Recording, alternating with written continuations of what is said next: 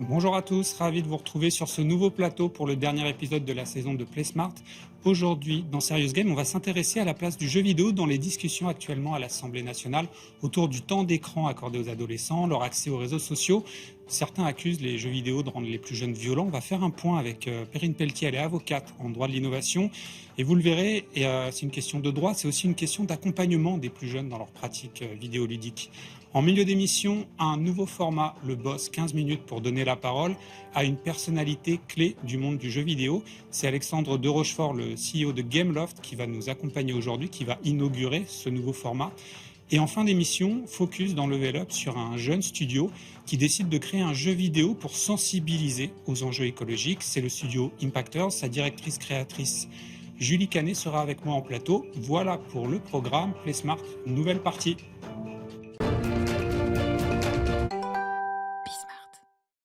Les jeux vidéo rendent-ils violents? Certains experts sur les plateaux télé n'hésitent pas, dès qu'il y a un fait divers, une violence commise par un jeune adulte ou par un adolescent, à accuser des jeux vidéo comme, on va dire, Call of Duty, comme tous les jeux qui font référence à des actes violents.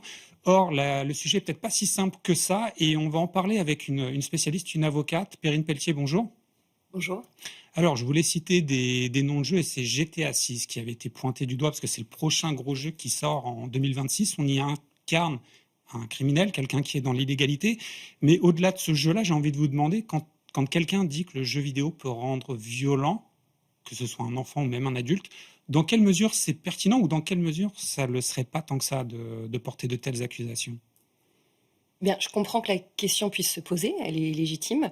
Après, il faut se rappeler que comme tout contenu numérique, ces diffuseurs, distributeurs de contenu ont des obligations pour limiter des contenus qui ne seraient pas adaptés à une cible donnée. Et bien entendu, quand on dit une cible donnée, on pense aux mineurs.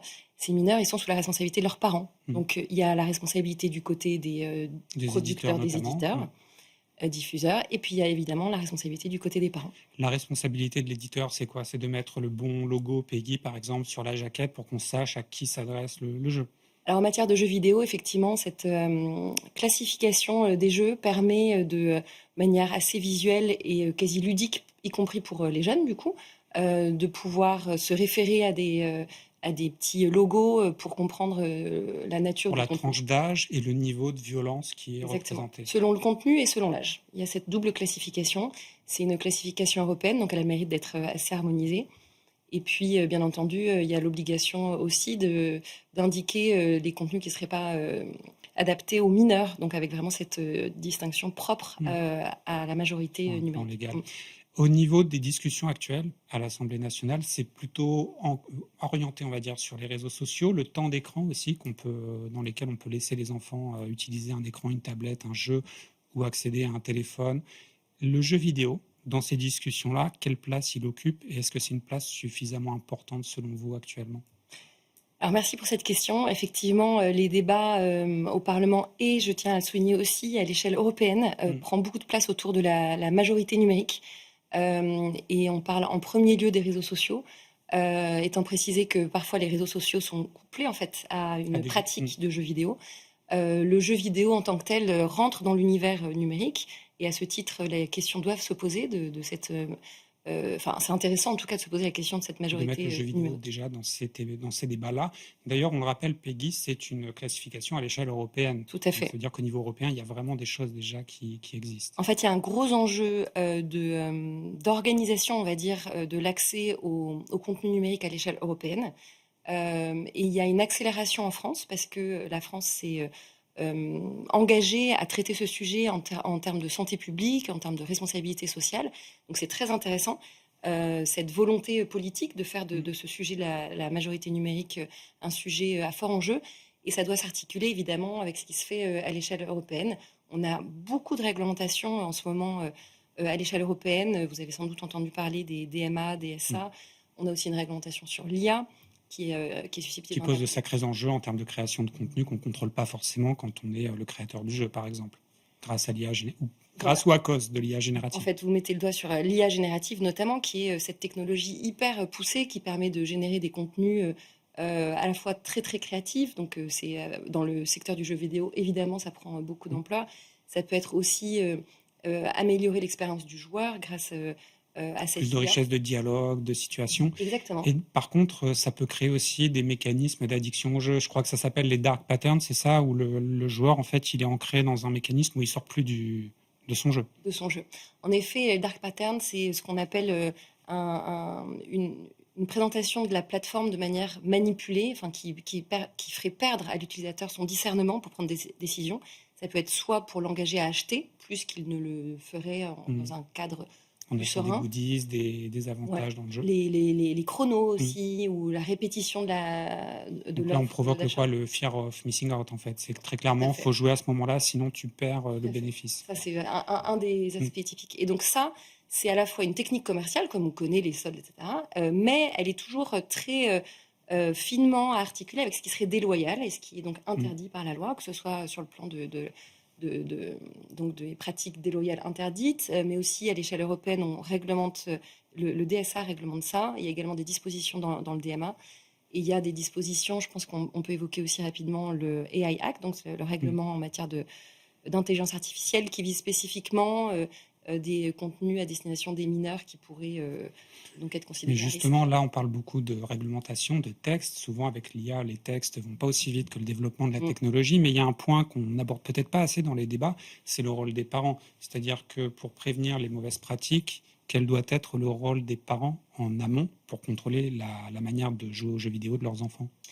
Alors c'est une excellente question. Effectivement, comme on disait en intro, il y a cette double responsabilité. Le producteur de contenu, et bien entendu, la personne responsable du mineur, c'est quand même le parent. Donc il est largement recommandé d'inviter le parent à accompagner son enfant, que ce soit évidemment dans les jeux vidéo, mais d'une manière générale, l'accès aux réseaux sociaux, au contenu audiovisuel, etc. En matière de jeux vidéo, en plus, on le recommande d'autant plus qu'il y a ce côté ludique et partage d'expérience. Et ça permet en fait aux parents de se rendre compte aussi de comment l'enfant réagit à Pourquoi il certains s'énerve, contenus. par exemple? Exactement. Donc il y a pas mal de bonnes pratiques qui sont déjà connues, hein, et là, je vous renvoie à de recommandations, que ce soit de la CNIL ou il y a pas mal de supports qui font des recommandations de limiter le temps d'écran au moment où l'enfant... Contrôler les contenus auxquels on leur donne accès, jouer avec eux aussi, ça peut Jouer être une avec eux, solution. vraiment. Ouais, jouer avec eux, ça c'est courant parmi les... Enfin, c'est une pratique recommandée et c'est... C'est moins facile si le parent n'est pas un amateur de jeux vidéo, mais c'est un effort à faire et qui en vaut la peine. Certainement, un effort, somme toute, intéressant et Oui, il y a sympa. pire, il y a pire comme effort. Ouais. Merci beaucoup, Perrine Pelletier, pour cet éclairage et je pense qu'on reviendra sur ce sujet de l'éducation aux jeux vidéo, peut-être sous forme de débat, parce qu'il y a énormément à dire. On continue PlaySmart, on va accueillir un grand dirigeant, Alexandre de Rochefort, c'est le CEO de Gameloft. Il va inaugurer la nouvelle séquence, The Boss. Nouvelle rubrique dans PlaySmart, le boss, pour donner la parole à un acteur clé de l'industrie du jeu vidéo, pour faire référence aussi à un personnage toujours récurrent dans tous les jeux. On élabore, on voit la qualité d'un jeu à la qualité de ses boss, à leur charisme. Et donc, c'est pour ça qu'on a appelé cette rubrique avec ce nom. Et on va inaugurer avec un gros poisson, on pourrait dire, Alexandre de Rochefort. Bonjour. Bonjour. CEO donc, de Gameloft, qui est une grosse entreprise qui a fêté son quart de siècle l'an dernier. Et je voulais commencer cette interview en rebondissant sur l'actu. La grosse actu de début juin pour tous les acteurs de l'industrie, c'est la sortie d'une nouvelle console, la Nintendo Switch 2. Et je voulais vous demander, pour une entreprise de la taille de Gameloft, ça a quel impact? Comment ça vient en fait changer vos habitudes, votre organisation? Alors on est très présent sur la Switch et on a une bonne connaissance de tout l'écosystème et à la fois technique et économique de la Switch. Donc ça n'a pas révolutionné notre façon de travailler. On a demandé les development kits à Nintendo dès qu'on a Ça se demande combien de temps à l'avance? Ça se demande dès que vous avez l'info que la console va sortir, il faut commencer à se bouger, demander. Ça veut dire pas beaucoup de temps en fait, parce que nous on a l'info que la Switch sort peut-être 6 mois avant sa commercialisation, mais un jeu ça se développe en 3 ans, pas en 6 mois. Oui, c'est pour ça que aujourd'hui, on n'a pas de jeu à la sortie. En fait, surtout Nintendo, ils ont l'habitude quand même de mettre en priorité privilégier leur jeu, le leur catalogue licence. Nintendo. Donc, il y a 1 ou 2 jeux où là, on vous prévient très très en avance, mais c'est vraiment Oui, le but, c'est que les gens qui vont être prévenus en avance, c'est des gens dans un cadre de partenariat, ils veulent des gros jeux en lancement de tiers, et c'est comme ça que vous êtes informés, si vous êtes prévu pour accompagner, en fait. Oui, la plupart du temps, c'est des jeux qui étaient déjà en train d'être développés. Donc, c'est juste Nintendo qui dit, tiens, celui-là, il m'intéresse. Est-ce que vous envisageriez d'être présent en launch pour ma nouvelle console? Et dans ces cas-là, évidemment, ça se refuse pas parce que être présent en launch d'une nouvelle console, c'est très efficace, très puissant. Et est-ce que sans être prévenu par Nintendo, quand on est Gameloft, qu'on a beaucoup de gens très experts du secteur dans les équipes, on est capable d'anticiper quand même, et avant la sortie, on commence déjà à travailler sur des jeux adaptés à la machine 2, 3, même plus d'années avant, C'est compliqué sans les tools de Nintendo. pour savoir ce qu'il y a dans le moteur. Ouais, non, c'est vraiment compliqué. C'est difficile d'avancer sans l'aide de Nintendo ou de Sony ou de Sony Microsoft, pour hein. d'autres. Non, on a vraiment besoin de leur aide à ce moment-là. Et quand une nouvelle console arrive comme ça, pour une entreprise comme la vôtre, c'est Mhm. quoi? C'est les compteurs remis à zéro, il faut pas louper le virage pour continuer à exister. On peut avoir un accident industriel avec une nouvelle console qui est mal abordée. Non, j'irai pas jusque-là. On est quand même un marché de 184 milliards de dollars. Et si la Switch 2 est un succès phénoménal, c'est 3,5 millions de consoles qui ont été vendues depuis la sortie sur une base installée de C'est centaines énorme. et centaines de millions. Donc, c'est énorme, mais c'est compliqué de planter une boîte juste parce que elle a loupé la sortie de la Switch 2. En l'occurrence, nous, on a 2900 employés chez Gameloft. On est une société qui, et ça c'est dans notre ADN très fortement parce qu'on vient du mobile à l'origine, on est une société qui sait s'adapter à des multiples plateformes. À une époque, on développait sur plus de 15 000 modèles de téléphones différents. Donc s'il y a quelque chose qu'on sait faire chez Gameloft, c'est anticiper et accueillir une nouvelle plateforme de façon très fluide. En fait, ça se fait assez facilement. Donc je serais moins dans le... Oui, c'est moins dramatique que ce que vous pouvez avoir. Vous me tendez en tête, la en perche fait. pour une transition, c'est qu'historiquement, donc c'est Gameloft, c'est le jeu mobile essentiellement. La console, ça fait quoi? Ça fait une petite décennie que vous vous êtes vraiment transposé, notamment sur la Switch, les jeux PC aussi. Mais donc vous êtes aussi un éditeur et à la fois un créateur de jeux, ce qui fait que en 25 ans d'existence, vous couvrez quasiment tous les métiers qui existent, ou presque dans le secteur. À part celui de distributeur physique, qui a existé à une époque, qui existe encore, mais qui prend de moins en moins de place. À part ce métier-là, non, je vois effectivement pas de métier qu'on ne fasse pas.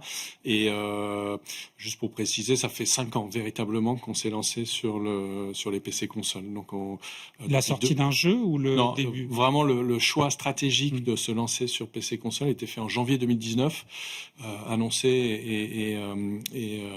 et validé par l'actionnaire à peu près à cette date-là, dans le premier semestre 2019. Le premier jeu vraiment d'envergure sorti à ce moment-là sur cette nouvelle axe stratégique, c'est Disney Dreamlight Valley qui est sorti septembre 2022. Et quand on veut basculer sur une plateforme en plus, par exemple pour Gameloft, comment ça se construit? Parce que j'imagine que vous vous lancez pas le lundi en ayant pensé le dimanche soir que ce serait une bonne idée. Il y a tout un process pour se dire on bascule sur des jeux consoles et on se transforme aussi. C'est pas les mêmes métiers qu'on va devoir créer dans l'entreprise. Ouais, mais c'est là où vraiment la collaboration avec la plateforme qui va lancer la nouvelle console, quelle qu'elle soit, est vachement importante parce que on a besoin. Vous voyez, si prenons l'exemple de la Switch 2, il y a une innovation assez amusante, c'est les deux joypads qui peuvent servir de souris. Bon, ben ça change en effet radicalement. Voilà, il faut le savoir. Et en fait, nous, ça nous a donné plein d'idées. Mais tant qu'on n'avait pas l'info de Nintendo, c'est vrai qu'on ne peut pas faire de plan sur la comète. Donc nos équipes, elles sont quand même assez prisonnières de la relation et de l'échange d'infos à la fois technique et commercial qu'on peut avoir avec les fabricants. Enfin, pas le studio, j'allais dire studio, mais vous avez 10 studios à l'échelle mondiale. Vous êtes plus qu'un studio, vous êtes à la fois éditeur, à la fois créateur de jeux. Si vous deviez me pitcher, imaginons que je ne connaisse pas Gameloft, je vous donne 1 minute pour me pitcher votre entreprise sur ce qu'elle a été pendant 25 ans. Qu'est-ce que vous me répondriez?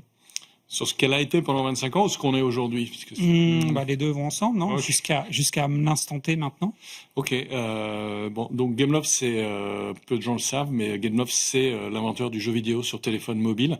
En avril 2000, on a la vision de se lancer sur ce device qui, C'était pas évident à l'époque. ouais, il fallait être vraiment visionnaire et les Guillemots ont su l'être à ce moment-là.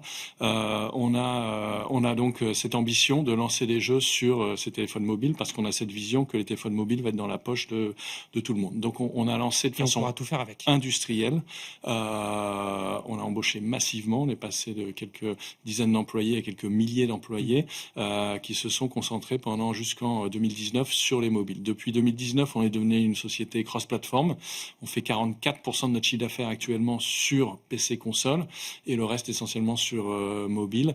On a 10 studios à travers le monde, on a 2 grandes qualités. On sait faire des jeux PC console de très grande qualité à des prix de revient incomparables, très compétitifs. Et très familiaux quand même, Dreamlight Valley par exemple. Alors en ce moment, on est sur c'est vrai qu'on est sur pas mal de projets très familiaux, mais Gameloft c'est 25 ans d'existence et donc on sait faire des FPS aussi, on sait faire des MMORPG, des jeux de course. on a des jeux de course de voiture, donc on a un catalogue extrêmement varié. Donc ça c'est une grande force, qualité des productions à des prix de revient qui à mon avis sont extrêmement compétitifs quand je regarde nos camarades dans l'industrie. Et le deuxième grande force du Gameloft, c'est qu'effectivement on travaille sur le mobile depuis 25 ans maintenant, et donc tous les savoir-faire du mobile, on a su les appliquer au PC console. Et donc aujourd'hui, un jeu comme Disney Dreamlight Valley, c'est plus un game as a service qu'un jeu classique. Et donc l'essentiel des revenus du jeu proviennent des shop et des achats, et etc. Et ça, on le sait le faire de façon hyper efficace chez Gameloft parce qu'on vient de ce monde-là, en fait. Qu'est-ce que vous avez été chercher en plus, en fait, quand vous avez transposé vos ambitions sur les nouvelles plateformes PC console? Parce que on imagine bien qu'il y avait des compétences que vous n'aviez pas. Complètement, ouais. Et il a fallu aborder ce segment de façon très humble, en reconnaissant qu'on avait des avantages compétitifs intéressants venant du mobile, mais en reconnaissant aussi que il manquait plein de choses, plein de briques, effectivement. Et donc, ce qu'on a essayé de faire, et le timing était parfait parce que, je vous cache pas que, enfin, vous le savez aussi bien que moi, le marché du jeu vidéo a été un moment un peu compliqué. Mais après, et il y a eu beaucoup de départs. Et donc, on est arrivé à un moment, voilà, on a essayé de recruter des profils plus seniors, des profils avec des track records de très grande qualité, des références qui venaient du jeu vidéo. Donc, on a embauché des gens qui viennent de chez Ubisoft, des gens qui viennent de chez EA, vraiment des grands du jeu vidéo PC console. Et donc, on a sensiblement renforcé nos équipes de ce point de vue-là, au Canada, en Australie, en France, en Espagne, sur nos gros studios de création. Je pense à un jeu là, français qui est en train de cartonner, qui sera peut-être jeu de l'année. Je pense que vous avez deviné, Clair Obscur, Expédition 33. C'est des anciens d'Ubisoft qui ont créé leur propre studio avec beaucoup de liberté. Ils ont fait le jeu auquel ils rêvaient de jouer. En fait, c'est un JRPG à la française. Vous, dans vos 10 studios, est-ce que c'est possible qu'un tel projet émerge? Est-ce que dans le fonctionnement de Gameloft, on donne les coups des franches, la liberté totale aux créatifs sur certains projets? J'ai vraiment la faiblesse de le croire. Je l'espère parce qu'en effet, le succès est phénoménal et la qualité du jeu Clair Obscur est un bon rappel pour les plus grosses entreprises qu'il faut faire vraiment attention à la créativité de ses employés. Et c'est vrai que voilà, nous Gameloft c'est 2900 employés à travers le monde, donc ça reste quand même une grosse structure c'est un vrai, mais c'est un vrai défi focus pour nous de laisser la création.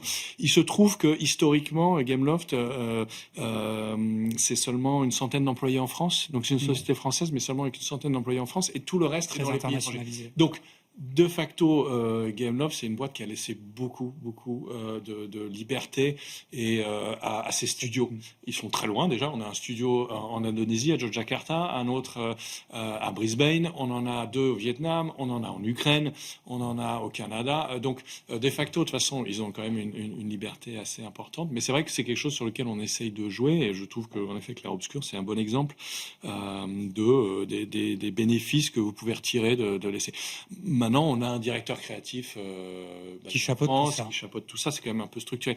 Mais je dirais que par rapport à d'autres boîtes de notre taille, je pense qu'on laisse quand même pas mal de liberté à nos équipes. Je vous ai demandé tout à l'heure, comment vous auriez défini Gameloft sur les 25 années qui ont passé jusqu'à aujourd'hui.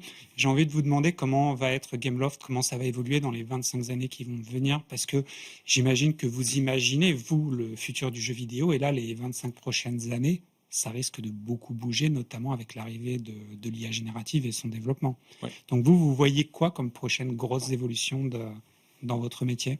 Donc déjà, on essaye de voir les 5 prochaines années pour commencer. Pas mal, déjà. Ouais, pour commencer. On a essayé de vraiment construire Gameloft brique après brique reconstruire depuis quelques années. Et la première mission qu'on s'était donnée, c'était vraiment solidifier la défense. Si je prends une métaphore footballistique, on a commencé par la défense, faire de Gameloft une société rentable. En fait, pourquoi je vous dis ça, c'est pas très excitant en effet, parce que là on parle plus de créativité, etc. Je parle juste de chiffres, mais en fait c'est hyper important. Et c'est votre univers d'origine, hein, oui, qui est CFO de Gameloft. Absolument. Moi, ça fait 25 ans que je suis chez Gameloft, mais c'est vrai que j'ai commencé en tant que CFO. Et ce qu'on observe, qu'il suffit d'ouvrir les yeux, j'enfonce une porte ouverte là, mais c'est que le métier est devenu ultra compétitif. On a en face de nous des mastodontes, des sociétés qui sont gigantesques. On a vu l'émergence de la Chine, donc de boîtes comme NetEase, comme Tencent. Et en face de ça, vous avez Microsoft qui rachète Activision, etc. Donc, c'est encore possible de faire des gros succès dans l'industrie quand vous n'êtes pas un géant. On l'a prouvé avec Disney Dreamlight Valley, on a l'exemple de Clair Obscur. Mais ce que j'observe moi quand même, c'est que les sociétés qui sont mal organisées, qui sont fragiles financièrement, sont toutes en train de disparaître très rapidement. Et là, les 4 dernières années, ça a été terrible de ce point de vue-là. Donc déjà, ce qu'on a essayé de faire, et c'est un vrai gros succès, sur les 4 dernières années, Gameloft, c'est 25 millions d'EBITDA par an, 2021, 2022, 2023, 2024 en moyenne. C'est l'année dernière le plus gros cash flow opérationnel jamais réalisé, 22 millions d'euros de cash flow sur un chiffre d'affaires d'un peu moins de 300 millions d'euros. Donc ça y est, je suis content, on a les bases solides. Ensuite, on est en train de faire le milieu de terrain, si je puis dire. Désolé, j'adore le foot. La créativité, moi aussi, ça tombe bien. Voilà. Et ça, c'est les nouvelles créations. Donc pour les 5 prochaines années, voilà, je suis content, on a une base solide. La boîte est rentable tous les mois. C'est pas à la fin de l'année, on fait pas les résultats de Gameloft. La maison est bien tenue. Voilà, maison est bien tenue. Désormais, la croissance future, ça va venir des créations, de la créativité. Donc c'est là où on a commencé à investir en effet sur les studios, sur des nouveaux talents, sur des gens avec des track records un peu plus élevés que ce que Gameloft avait l'habitude de faire venir. Et donc là, Gameloft aujourd'hui a le plus beau line-up, à mon sens, de toute son histoire. Et donc comme on est sur des jeux cross-platform avec beaucoup d'ambition, c'est des jeux qui seront PC console plus mobile, c'est 3 à 4 ans de développement pour chacun de ces jeux. Donc là, on se projette vraiment tous ensemble. Pas plus de 4-5 ans. Jusqu'en 2028-2029, on a une idée assez précise de ce que va être Gameloft en 2028. On sait à peu près où ça sera. Et ensuite, au-delà, ça va être, on va dire, c'est l'attaque. Et là, on a une mission qui nous a été donnée par l'actionnaire d'être plus agressif sur le M&A. Gameloft n'a pas un historique de M&A très développé. On a acheté 2 petites boîtes sur 25 ans d'existence, et on nous a demandé d'accélérer là-dessus. Et je pense qu'effectivement, si je me projette à plus long terme, j'imagine bien un Gameloft qui devient sensiblement plus gros à travers du M&A. Ça, c'est vraiment pour la partie vraiment corporate, mais c'est comme ça qu'on le voit. Et je voulais vous poser une question un peu personnelle, parce que j'ai ouï dire que vous étiez non seulement fan de foot, mais fan de l'univers de Zelda aussi. Ouais. Une licence comme Zelda, quand une entreprise arrive à la faire éclore, c'est un change maker, un game changer. Est-ce qu'il y a des équipes chez vous qui essayent de travailler, alors peut-être pas un jeu d'aventure, mais à un Zelda ou un Mario pour Gameloft ? Là, dans le line-up 2025-2028, ouais, j'estime qu'on a 2 jeux qui, en termes d'ambition, sont à ce niveau-là, complètement. Et qui peuvent donc s'intégrer ensuite sur plusieurs épisodes, plusieurs décennies. Ouais, c'est l'idée. Et ça changerait quoi en termes d'ambition, en termes de recrutement ? Parce que je pensais à une chose, donc je voulais vous demander, mais là vous me parlez des bilans financiers qui sont très bons. Par contre, dans le jeu vidéo, il y a un souci de féminisation. Est-ce que quand on a une maison bien tenue, qu'on a des projets intéressants, est-ce qu'on peut prendre un peu plus de risques en s'efforçant, par exemple, d'intégrer plus de femmes dans les équipes, en se disant on prend des risques peut-être sur des nouveaux profils ? Complètement. Nous, on a de plus en plus de femmes chez Gameloft. Le métier s'est énormément féminisé, notamment via le mobile. Le mobile Après, ça été dépend des métiers, je crois. Il y a des métiers qui restent encore très masculins Oui, dans la sur tout ce qui est technique. programmation, développeur, ça, quand je vois Gameloft, en tous les cas, je sais pas pour mes camarades, mais oui, nous, c'est fait sur ces métiers-là. Mais sur la narration, notre directrice de la narration, c'est une jeune femme. On s'est quand même pas mal féminisé, et pas que en communication, Ouais, les postes où on attend finance des femmes. et RH. Mais oui, il nous reste beaucoup de chemin à parcourir de ce point de vue-là encore. Mais c'est vrai que c'est les jeux qu'on est en train de faire aujourd'hui, comme Disney Dreamlight Valley, qui est le plus gros succès de l'histoire de Gameloft. On approche les 300 millions d'euros En de chiffre partenariat d'affaires. avec Disney. Avec C'est nos ça amis qui- Disney, ouais. Vous parliez d'un game changer pour Gameloft. On en a eu, toute l'histoire de Gameloft est jalonnée de game changer. On a eu en 2008 le lancement par Steve Jobs de l'App Store, juillet 2008. En septembre, on sort Asphalt, énorme succès. 2013, le premier jeu free-to-play, c'est Million Rush, énorme succès. Et là, 2022, on a eu Et donc, on va Disney Dreamlight Valley. On va attendre votre prochain Zelda-like Voilà. de Gameloft. Merci 2027, beaucoup. 2028. Merci beaucoup, Alexandre de Rochefort. C'était passionnant de vous avoir pour cette première de la séquence Le Boss. On vous réinvitera sur le plateau de PlaySmart si vous voulez revenir avec grand plaisir. Je vous invite à rester quelques minutes de plus parce que on va accueillir un jeune talent, Julie Canet, qui développe un jeu vidéo qui a pour ambition de sensibiliser aux enjeux environnementaux. C'est tout de suite dans Level Up.